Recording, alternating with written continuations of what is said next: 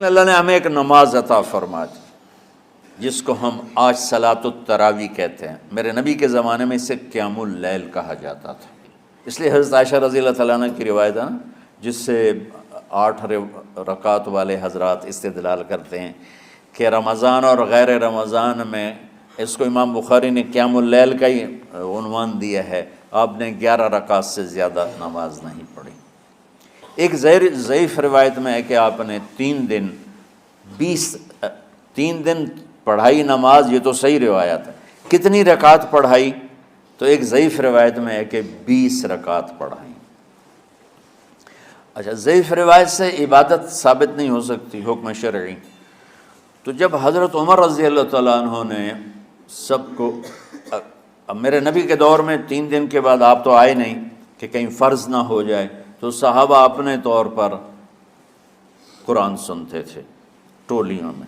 صدیقی دور میں 2 سال وہ فتنوں میں گزرا، تو اس میں بھی اسی طرح چلا کہ ٹولیوں میں ہوتے تھے۔ حضرت عمر رضی اللہ عنہ کے زمانے میں حکومت مضبوط ہو گئی، طاقتور ہو گئے، تو ابتدائی سالوں میں نہیں، چند سالوں کے بعد اب مسجد میں تشریف لائے تو لوگ اس طرح کوئی 4 ادھر 4 ادھر 5 ادھر 10 ادھر 20 ادھر، تو کہنے لگے ان کو ایک امام پہ جمع کر دیا جائے تو کتنا اچھا ہوگا۔ تو آپ نے سب کو اکٹھا کیا اور ابی بن کعب رضی اللہ تعالیٰ عنہ کو امام بنایا اور سب کو ایک نماز پہ جمع کر کے 20 رکعت کا حکم عطا فرمایا۔ تو حضرت عمر کا یہ عمل اس حدیث کو مضبوط کر دیتا ہے کہ چونکہ میرے نبی نے کہا علیکم بسنتی و سنت الخلفاء الراشدین من بعدی، کہ میری اور میرے خلفاء راشدین کی سنت پر مضبوطی سے عمل کرنا۔ تو حضرت عمر کا جو 20 رکعت طے کرنا ہے، اگر ان کا اپنا اجتہاد ہے تو بھی ہمارے لیے عمل کے لیے کافی ہے، اور اگر ان کو یہ یاد ہے کہ میرے نبی نے 20 پڑھی تھیں تو اور زیادہ اچھی بات ہے۔ لیکن بہرحال جو 8 پڑھتا ہے ہمارا اس پہ بھی کوئی اعتراض نہیں، چونکہ وہ بھی حدیث کے ساتھ بات کرتا ہے، اور باقی پوری امت 20 پڑھتی ہے، ان پر بھی اعتراض نہیں۔ میں ایک جگہ سے گزر رہا تھا، نماز کا وقت ہو گیا، اہل حدیث کی مسجد تھی، میں وہاں نماز پڑھنے چلا گیا، تو ایک بہت بڑا اشتہار لکھا ہوا تھا، 20 تراویح ثابت کرنے والے کو 5 لاکھ روپے انعام۔ کہ 20 تراویح، سینکڑوں سال سے امت کا عمل 20 تراویح آ رہا ہے۔ تراویح کا نام جو پڑھا، مجھے یوں لگتا ہے کہ اہل مکہ، یعنی اہل مکہ جو تھے نا، وہ 4 تراویح پڑھ کے ایک طواف کرتے تھے، تو وہ آرام کے لیے ہوتا، ترویحہ آرام، تھوڑی دیر کا آرام۔ تو 4 تراویح کے بعد ایک طواف کرتے تھے، وہ چھوٹا سا طواف 10 منٹ میں ختم ہو جاتا تھا، اور پھر 4 تراویح پڑھتے تھے، پھر طواف کرتے تھے، پھر 4 پڑھتے تھے، پھر طواف کرتے تھے۔ یہ صحابہ کے تھوڑے بعد کے دور کی بات۔ تو مدینے والوں کو پتہ چلا کہ مکے والے تو یہ کرتے ہیں، وہ کہنے لگے اساں کی کریے؟ انہوں نے کہا اسی 40 تراویح پڑھیں گے، 40 رکعت، وہ 40 رکعت پڑھتے تھے۔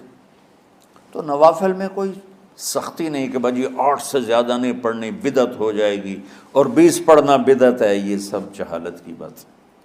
اور یہ 8 پڑھ رہے ہیں یہ غلط ہے، یہ بھی حماقت کی بات ہے۔ جو صحیح حدیث سے دلیل پکڑ کے کوئی عمل کرتا ہو تو بھائیو اس سے بحث نہ کیا کرو، مناظرہ نہ کیا کرو، یہ بہت نادانی والی بات۔ اور امت کا خلق، لاکھوں کروڑوں انسانوں کا ایک عمل پہ جمع ہونا، یہ بذات خود اس کی طاقت کی ایک دلیل۔ اور حرمین جب سے میرے رب نے حضرت عمر نے 20 رکعت شروع کی، آج تک وہاں بھی ساری مساجد میں 8 رکعت تراویح ہوتی ہے، لیکن حرمین کی مسجد میں 20 رکعت، ادھر بھی ادھر بھی۔ اور یہ جو وہ وہاں ختم قرآن پہ دعا نہیں مانگی جاتی، یہ کس کا عمل ہے؟ حضرت عثمان کا۔ حضرت عثمان نے اپنے دور خلافت میں تراویح پڑھانے والے سے کہا جب قرآن ختم کرو تو دعا کرنا۔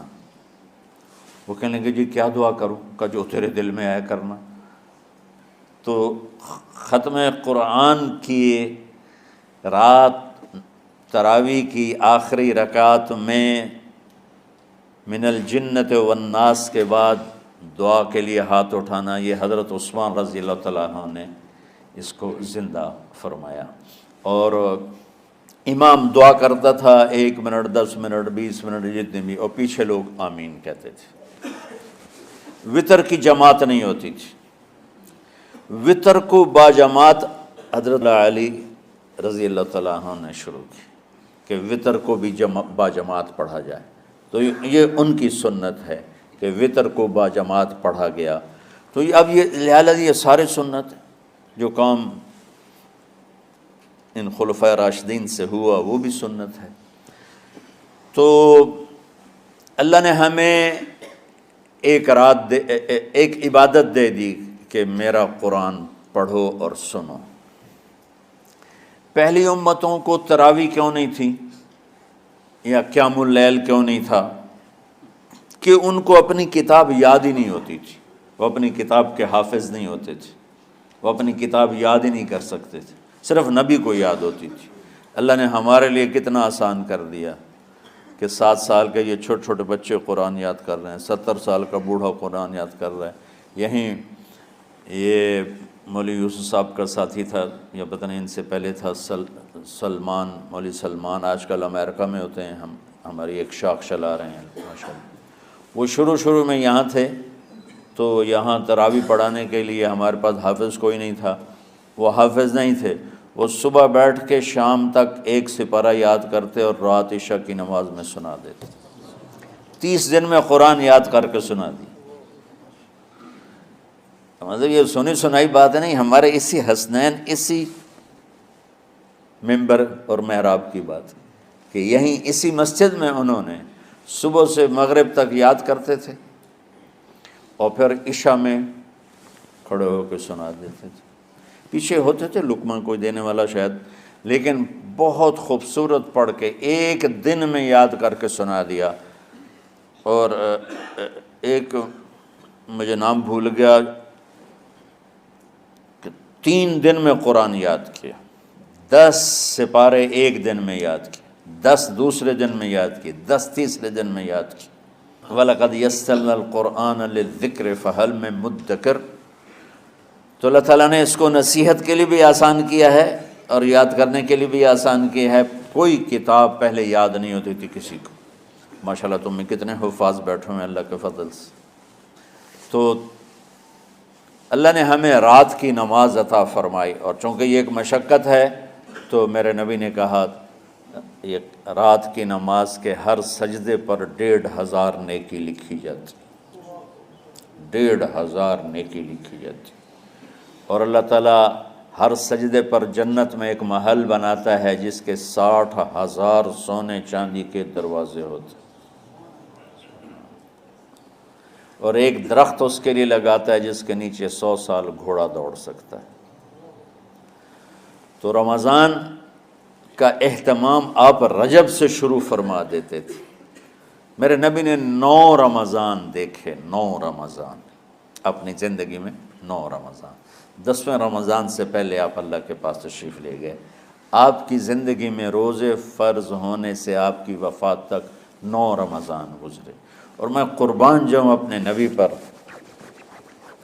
اپنی امت پہ کیسی شفقت تھی۔ آپ سحری کھاتے تھے بالکل آخری وقت، ادھر بلال اذان دے رہا ہے اور ادھر آپ آخری لقمہ کھا رہے ہیں، اور ادھر سورج نیچے ہوا اور آپ کھجور منہ میں۔ ایک آدمی اوپر کھڑا ہوتا تھا مدینے میں تو وہ چھت پہ، گھر کی چھت پہ کھڑا ہوتا تھا، سفر میں ہے تو وہ کسی پہاڑی پہ کھڑا ہوتا تھا۔ جو ہی سورج کا کنارہ نیچے جاتا اب فوراً وہ کہتا یا رسول اللہ قد غربت، تو آپ کھجور منہ میں ڈال لیتے تھے، یا پانی، کبھی پانی سے افطار فرماتے تھے، کبھی کھجور سے افطار فرماتے تھے، کہ میری امت پہ بھوک کا وقت کم سے کم آئے۔